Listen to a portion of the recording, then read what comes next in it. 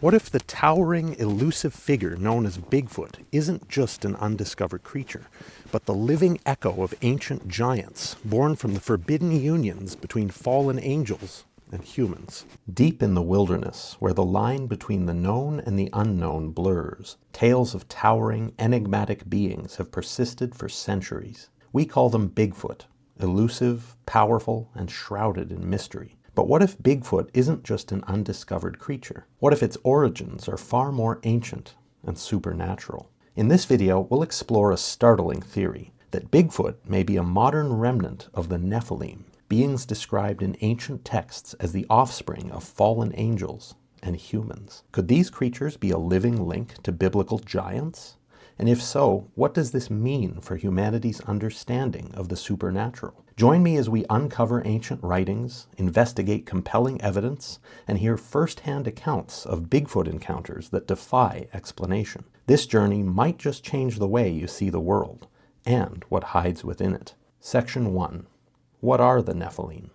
The word Nephilim first appears in ancient texts, most famously in the Bible. In Genesis 6:4 we read, "The Nephilim were on the earth in those days, and also afterward, when the sons of God went to the daughters of humans and had children by them. They were the heroes of old, men of renown." This cryptic verse has sparked millennia of debate. Who were these sons of God? Many scholars and theologians interpret them as fallen angels, beings who defied divine order and mingled with humanity. Their offspring, the Nephilim, were said to be giants, both in stature and strength, a hybrid race that walked the earth before and after the Great Flood. But the Bible isn't the only source that speaks of such beings. The Book of Enoch, an ancient text excluded from many biblical canons, expands on this story. In Enoch 6:1 and 2, it describes, quote, "And it came to pass, when the children of men had multiplied in those days, were born unto them beautiful and comely daughters. And the angels, the children of the heaven,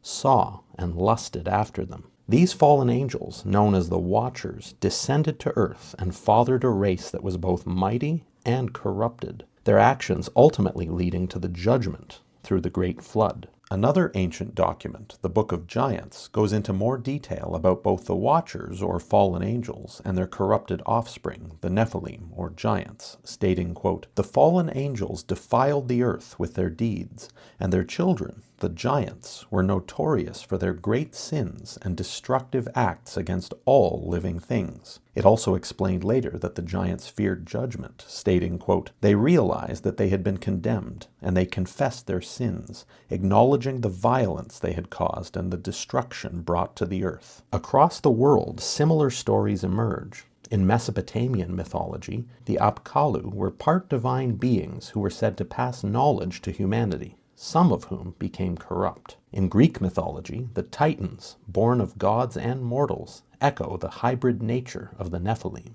And in Norse lore, we hear of the Jotnar, the formidable giants who stood in opposition to the gods. Such widespread accounts of godlike giants raise a compelling question. Could these ancient texts and legends be referencing the same phenomenon? Were the Nephilim a real race of beings whose legacy is hidden in the myths and artifacts of human history? In this section, we've glimpsed the ancient accounts of the Nephilim, beings that defied explanation and left their mark on the human consciousness. But the evidence doesn't stop here. Let's go deeper and examine the physical and historical clues that suggest giants, humanoid and otherwise, once walked the earth. Section 2. Building a case for the existence of giants. Legends of giants are not just confined to ancient texts. Across the world, physical and historical evidence has emerged, hinting at the existence of colossal humanoid beings. Consider the reports of massive skeletal remains uncovered in North America. In 1891, a skeleton over 9 feet tall was reportedly unearthed in Indiana. Renowned researcher Fritz Zimmermann, in his book The Nephilim Chronicles, Fallen Angels in the Ohio Valley, writes, quote, "The skeletal remains, coupled with the elaborate construction of the mounds, suggest a people of extraordinary size and capability, whose legacy has been systematically erased from our historical narrative." Another compelling story comes from Lovelock Cave in Nevada, where the Paiute tribe speaks of the Site-Ka, red-haired giants said to be fierce and cannibalistic. According to the tribal accounts, the Paiutes eventually trapped these giants in Lovelock Cave, setting a fire at the entrance to destroy them. In 1911, guano miners excavating the cave uncovered massive skeletal remains and artifacts, including oversized sandals measuring over 15 inches. Historian Adrienne Mayer notes in her book Fossil Legends of the First Americans, quote, "The Paiute legends of red-haired giants align intriguingly with the discovery of artifacts in Lovelock Cave, though mainstream archaeology remains skeptical of their size and origin. While many of the skeletal remains have mysteriously disappeared, the consistent details in both legend and artifact provide a fascinating puzzle. The evidence isn't limited to bones either. Across Europe and Asia, enormous weapons, like swords over 5 feet long and weighing 20 pounds, suggest these beings were more than myth. Dr. Roberto Salinas, an expert in ancient metallurgy, remarked, quote, "Their wear patterns suggest they were intended for use by individuals of remarkable strength, perhaps even extraordinary stature." Swords aren't the only gigantic artifacts that have been recovered either. Enormous spearheads have also been found, many dating from 4,300 to 5,000 years ago. A particularly rich cache was found in Monash in 1963, with some spearheads as long as 66 centimeters or 26 inches long and weighing almost 5 pounds. Structures like the monoliths of Baalbek in Lebanon, some weighing over 1,000 tons, also defy explanation. Could such feats of engineering really have been accomplished without the intervention of beings of extraordinary size or strength? Historical records further reinforce these possibilities. The Irish annals of Clonmacnoise speak of a race of giants said to have lived in Ireland. The Greek historian Herodotus wrote of the Thraxian giants, and early explorers like Magellan described encounters with towering Patagonian beings in South America. Some researchers even argue that DNA anomalies in ancient remains hint at a hybrid lineage, a possible race of giants whose legacy is hidden in plain sight. While the mainstream dismisses much of this as myth, the global consistency of these accounts raises an important question. Were giants merely a chapter of history? Or does their bloodline still persist today? Could Bigfoot be one of the few surviving remnants of these ancient beings? Perhaps even descendants of the Nephilim? Let's dive deeper into this extraordinary theory. Section 3. The Sasquatch Nephilim Connection.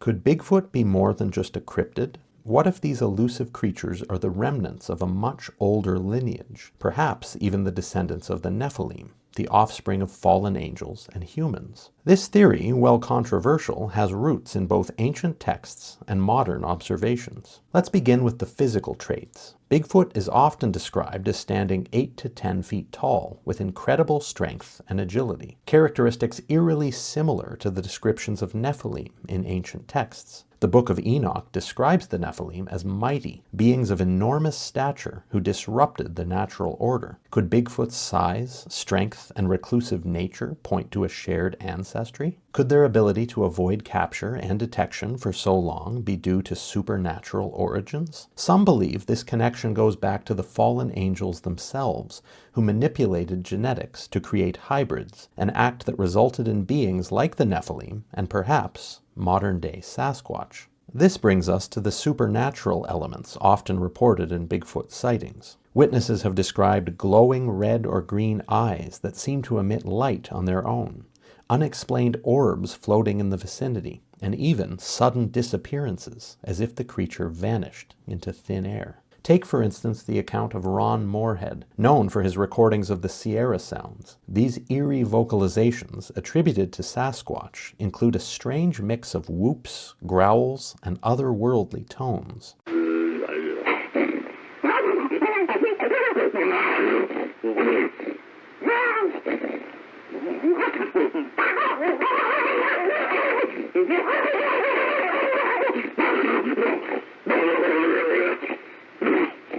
Moorhead himself suggested a supernatural connection, stating, quote, "These beings may exist on a quantum level, stepping in and out of our physical reality. Many Native American tribes also ascribe a spiritual significance to Bigfoot. The Lakota speak of the Cheatanka, meaning big elder brother, a wise, otherworldly guardian of the wilderness. Could this reverence reflect an ancient understanding of Sasquatch as a being with supernatural origins? Perhaps even connected to the Nephilim. Even the glowing eyes and reported cloaking abilities bring to mind descriptions of fallen angels from ancient texts. These beings were said to possess otherworldly abilities, which could have been passed down through hybrid descendants. Could this explain why Bigfoot sightings often coincide with other paranormal phenomena, such as UFOs, strange lights, or even electromagnetic anomalies? Some researchers speculate that Sasquatch may be an interdimensional being, a trait they could have inherited from their Nephilim ancestors, who were, by definition, hybrids of the earthly and the divine. As we piece together the evidence, one thing becomes clear. The Sasquatch-Nephilim connection is more than a mere theory. It's a compelling framework that links ancient myths to modern mysteries, offering a new way to understand one of the greatest enigmas of our time. Bigfoot sightings have been reported for centuries, but some accounts go beyond the physical, describing experiences that defy explanation. These eyewitnesses don't just encounter a large, hairy creature. They describe events that suggest something far more supernatural is at play. One of the most well-documented cases of paranormal Bigfoot activity comes from Ron Morehead, who we already mentioned as the recorder of the Sierra Sounds in the 1970s. Morehead not only captured vocalizations he described as otherworldly, but he also reported seeing orbs of light hovering in the woods near the encounter site. In 2000, author and investigator Stan Gordon documented an encounter in Pennsylvania where a farmer claimed to see a Sasquatch with glowing green eyes. According to the report, as the creature moved through the field, it vanished in a flash of light.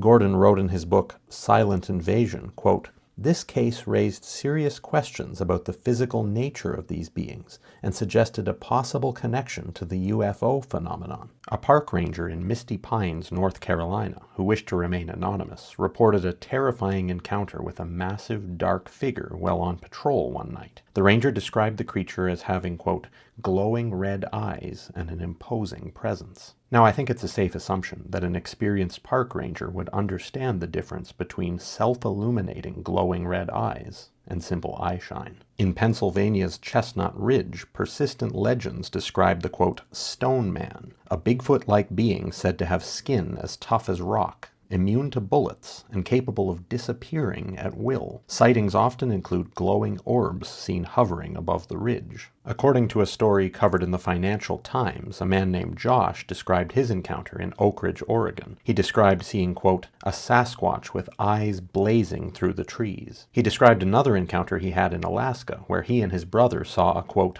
bipedal creature with matted fur, long fingers, and red eyes, about 9 foot tall, grabbing fish out of a creek and feasting on them. Native American tribes across North America have long associated Bigfoot with supernatural abilities. The Yakima tribe speaks of the Steyeha, or spirit of the wood, a being capable of vanishing at will. Similar stories are told by the Coast Salish peoples, who describe Sasquatch as a creature that can shift between dimensions. Anthropologist Kathy Moskowitz-Strain notes, quote, Native traditions often describe Bigfoot not just as an animal, but as a spiritual being with powers beyond human understanding. Glowing orbs are a recurring theme in Bigfoot encounters. In one case from 2018, a group of hikers in Washington state reported seeing orbs of light hovering near where they'd earlier heard wood knocks and strange howls. When the group investigated, they found enormous footprints leading to an area where the ground was inexplicably scorched. Dr. Jeff Meldrum, a professor of anatomy and anthropology and a renowned Sasquatch researcher, has commented on these phenomena, quote, while many Bigfoot sightings can be attributed to natural causes, the overlap with paranormal events cannot be ignored. It suggests we may be dealing with something far more complex than a mere undiscovered primate. One of the most baffling elements is Bigfoot's apparent ability to vanish without a trace. In 1973, an incident near Uniontown, Pennsylvania, involved witnesses following fresh tracks in the snow that abruptly ended in the middle of a field. Stan Gordon, who investigated the case, wrote, quote, "It was as if the creature had simply been lifted from the ground or stepped into another dimension." Electronic malfunctions are another phenomenon frequently reported during Bigfoot encounters. In May 2021, researcher Eric Altman investigated a sighting in Fayette County, Pennsylvania, a region with a long history of Bigfoot activity. Following the encounter, witnesses experienced unusual electronic disturbances in their vehicle. Stan Gordon, who also reviewed this case, remarked, quote, "Bigfoot researchers have experienced odd electromagnetic effects with their cameras and other equipment at times. With so many reports describing glowing eyes, orbs of light, electromagnetic anomalies, and even cloaking, it's hard to dismiss the idea that Bigfoot exists on the edge of the natural and the supernatural. These first-hand accounts, while extraordinary, may be our best evidence yet of the Sasquatch Nephilim connection." Section 4. Counter-arguments and skepticism. Despite the compelling stories and evidence, the idea of Bigfoot as a supernatural being or a descendant of the Nephilim is not without its critics. Skeptics argue that the evidence for both Bigfoot and giants lacks scientific rigor, and that many sightings can be attributed to misidentifications, hoaxes, or psychological phenomena. One common argument is that the lack of physical remains, like bones or teeth, casts doubt on Bigfoot's existence, let alone its supernatural connections. Biologist John Napier, in his book Bigfoot, the Yeti and Sasquatch in Myth and Reality, stated, quote, "The evidence I have examined would not satisfy a qualified scientist in other fields. The search for Bigfoot has more to do with belief than biology." Critics also question the paranormal aspects of Bigfoot encounters. They point out that glowing eyes can often be explained by eye shine from reflected light, and orbs of light in forests are sometimes attributed to natural phenomena like swamp gas or fireflies. Hoaxes have also muddied the waters. High-profile cases such as the infamous 2008 Georgia Bigfoot hoax have led many to dismiss Bigfoot encounters as pranks or fabrications. These incidents, skeptics argue, undermine the credibility of genuine eyewitness reports. Yet even among skeptics, there is acknowledgement of mysteries that science cannot yet fully explain. Dr. Jeff Meldrum, while cautious about the supernatural claims, has defended the study of Bigfoot, stating, quote, "While some evidence may be fabricated, the sheer volume of consistent accounts across cultures and centuries demands serious investigation. And what of the phenomena that science struggles to explain? Tracks that end abruptly, electromagnetic anomalies, and sightings of glowing orbs often leave even the most skeptical investigators scratching their heads. Could these anomalies point to something beyond our current understanding of biology and physics?" Conclusion.